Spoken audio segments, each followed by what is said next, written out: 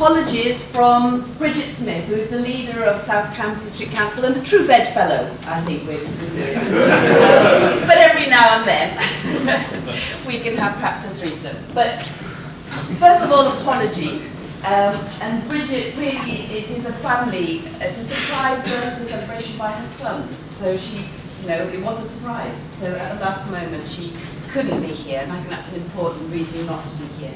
But she does, as you know, is very committed to these things. And as Lewis said, I think very interesting about this local plan. One, it's joint. And we often talk about South Cambs being the donut around city, and perhaps this noose, around city binding the growth or enabling these corridors. That's what we've got to look at. And I think we are aligned, really truly aligned on the big issues around climate and biodiversity. We've both passed similar motions on this, and councillors who are very, very passionate about this too. But I think this local plan, what it shows is our adopted local plans, recently adopted, do not cut it. We will not address the urgency of the issue of climate change and our zero carbon targets with the recently adopted local plans. So we are now working on a joint future local plan, and the question will be, can it address the urgency, and is it in the right timescale, which is another question. Does it have the right timescale? Is it 2040, 2050? What timescale of this new joint local plan? And will it enable us to meet those targets, or will it lock us in to a certain type of development and a certain scale of growth for the next 20 years? That means we will try to double nature and double GDA, but we will not decouple the emissions from our growth. And every country I've worked in on carbon budgets and carbon planning, all the new economies growing like Cambridgeshire have a pathway of growth completely linked to the increase in carbon emissions. So how do we decouple the emissions with what level of growth? Are going to be the key two questions we ask. And I think the draft plan, although you say it's kind of bland perhaps about growth, one of the pieces of evidence is the Cllr report. And what we have is what the current adopted plans say about housing growth. And then if you'll have seen, the Cambridge News and the Cambridge Independent have already said that we're looking at doubling that, as potentially going up to doubling that in the new local plan. So it's already out there. Are we going from where we are now, or to double housing? So that issue is out there. In some way, we've got to determine, as Lewis said, what's the right level.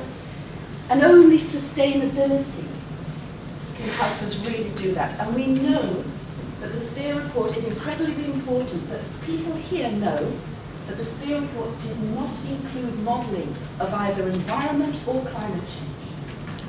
So all the assumptions about sustainability of growth do not model environmental climate change.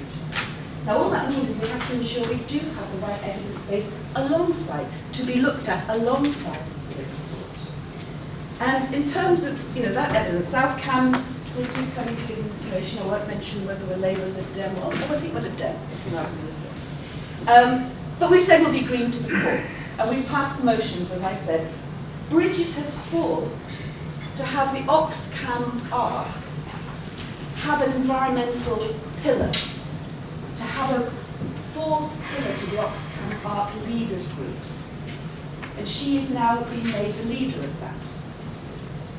What she's finding is exactly as it was hard to fight to have that type of environment group pillar looking about it cross-cutting, is it's not joined up. So the environment bit is looking at environment, but the rest is going ahead. So how do we truly integrate these things? How do we support the work that's happening there to make sure these are truly integrated? What's brilliant about this draft plan is that as normal, it'll be homes, jobs, infrastructure, but it's putting across climate change, biodiversity and green spaces, equality and well-being, and delivering quality places. We can only do that with the teeth. So I think the quality charter scope, we need teeth. Standards and spatial planning. The questions that you will have in the local planner today will be about spatial planning. Question 6 is fantastic. I put forward a few months ago the question, if we have a statutory call that's already gone out, a call for sites for housing and economic development, that's a statutory process and it's already happened. We've had far more sites put forward for housing and economic development than we've ever had. They're overwhelmed. So I said, can't we have a call for green sites? What about people and farm owners and landowners who actually would be ready for part of their land or all of their land to be not for housing or economic development, but also for carbon offsetting, environment banking, flood management, tree planting at a huge scale? Where are they? When do they get a chance to say, that's what I'd like to do? Because we don't, as Lou said, we don't have the land. So the question 6 in the draft issues and options says, can you identify sites? It's a call for green sites for the first time ever. It also says, question 5, are there any more sites for housing and economic development? Question 10 is on climate change. I just want to leave you the final thing. Question 10 is around climate change. And evidence base is the county's custody. They're looking at the carbon budget and projected carbon emissions. We ran the Zero Carbon Future Symposium that looks at standards for housing.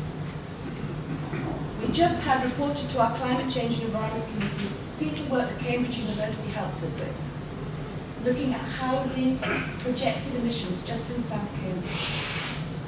We cannot, no matter how stringent the standards we put on new housing, we cannot reach zero carbon by 2050. Because 4 out of every house is already built. So how can we do the insulation of existing homes as well? So not only new housing and what standards we do need, what we do with the 4 out of 5 houses already built and fully insulated. That's another question here. And that comes down to the just transition. How to make sure that all the green stuff we want, the thing I get back is if you want all those standards on new housing, you're going to get less affordable housing because it's more expensive. Is that true? We heard at the Zero Carbon Future Symposium, that's debatable. So again, it's who's going to pay for this?